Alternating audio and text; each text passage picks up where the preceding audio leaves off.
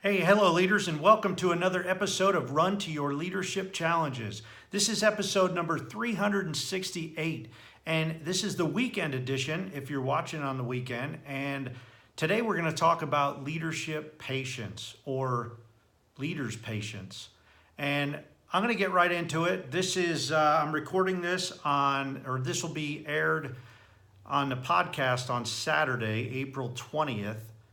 Ooh, I just realized that's my best and worst day in my career. I did a video or a podcast about that a while back, so you can go back and watch it if you're interested in what that is. But today we're going to cover leadership patience. I am going to share a little bit about faith at the end, but it's not as much as yesterday's version, but I hope you enjoy it. So I'm going to hit the record button. You'll hear a little bit of silence, and then I'll keep going. And as a reminder, this is me recording the podcast, so you're going to hear some mistakes and you might hear me repeat some sentences. Just go with it because I don't edit the video. Okay, here we go.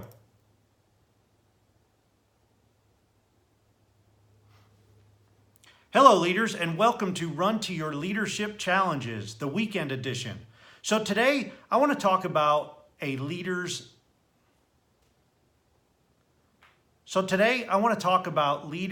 patience. First, I want to ask you a question, and that is whether or not you have an adequate amount of patience.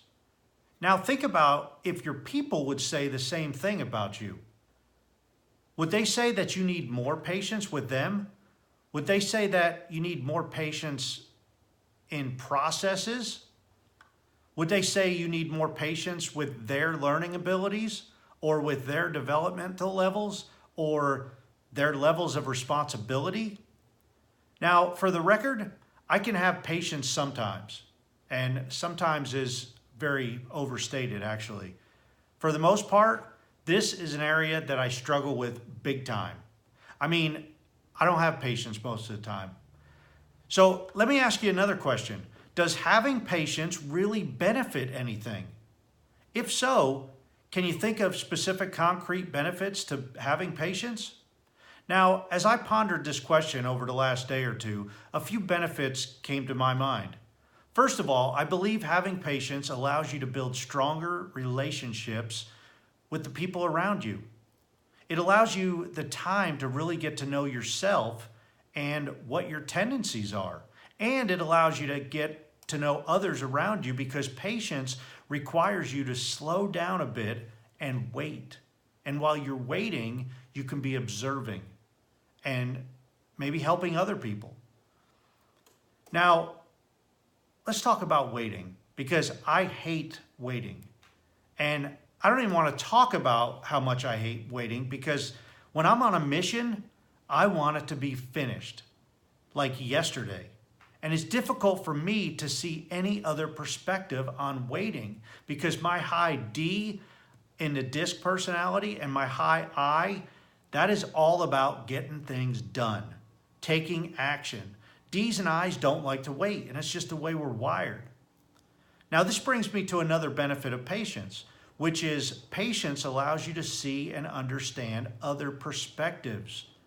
Take, for instance, if you drive a lot in your car, and one day, all of a sudden, you are a passenger in the car going on the same route that you take every day.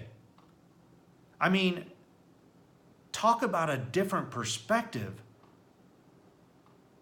I did this every once in a while. My wife drives when we go out, and when she drives, I point out things that are so obvious along our ride, but I've never seen them because I'm focused on driving.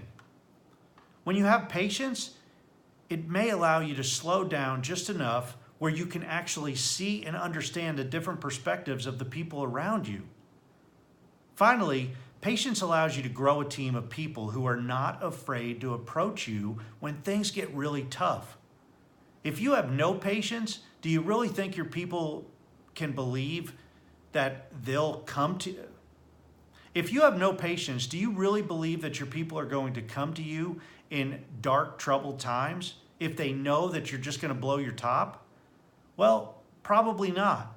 And if they do come to you, they are probably going to be quaking in their shoes because they're afraid of how you're going to react. Well, if you don't have, if you don't have any patience or very little, and it takes a lot, if you don't have any patience or if you have very little, it takes a constant effort.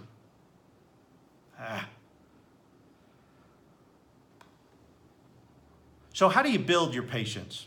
Well, if you don't have any or if you have very little patience, it takes a constant effort. And believe me, I know from experience, you need to continually tell yourself to relax, to ask questions, to build relationships with the people around you. That allows for open conversations. Look at errors as mistakes or as learning opportunities, as do-overs, and delegate as often as possible. Now, of course, to delegate, you got to make sure your people are trained. And if they're trained, trust in them, rely on them, and give them the work to do and then hold them accountable. But don't micromanage them. Hey, I hope this helped a little bit today. Now, yesterday I shared a little bit about my faith, and I think in order to have a deep-rooted faith in something, you need to also have patience. After all, faith is believing in something and having a strong conviction. After all, faith is believing in something and having a strong conviction towards something, even when you can't necessarily see it. Now, that, my friends, is faith with patience. Hey, that's it for today. As always, I hope you enjoyed listening to this, and I thank you for listening. Have a great rest of your weekend and a very, very happy Easter to everyone who celebrates this special day. Until Monday, run to your challenges. All right, so I finished recording and I made a lot of mistakes. I'm sorry about that. I lost my place a couple times. But, patience. Do you have patience? I hate patience. And I'm going to tell you right now one thing not to do when it comes to patience. Don't ever pray for patience. Because if you pray for patience, God's going to put you in situations where you have patience. So to me, that's off the charts, a big time no. I don't pray for patience. I do it in a certain way. I ask God to allow me to help me understand others, to help me see different perspectives, to help me slow down, to help me relax. But no, I'm not praying for patience because I don't want to be put in a lot of opportunities that require patience. I want to slowly develop it. I'm one of those type of things where if I pray for patience, I'm going to say, God, please give me patience and give it to me now. Because that's how little patience I have. But, as a leader, if we don't have patience, our people can really be on edge. So that's another benefit of having patience is it puts our people at ease. They know that they don't have to do things a mile a minute. And they know if you're really asking for something quickly, they'll understand that, hey, this is really important because he's asking for something very quickly. But if you have no patience, everything is in crisis mode, it seems. And I know I worked like that for a long time, a lot of years ago.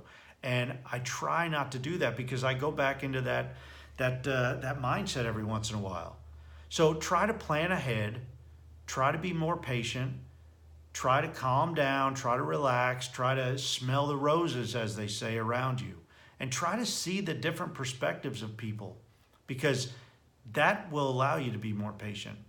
Hey, that's it for today. I hope you enjoyed this episode, and if you're listening to it on the day it airs, it's out on the Sunday before Easter, so have a very happy Easter, and come back, and I'll see you again on Monday. Have a great day, and run to your challenges.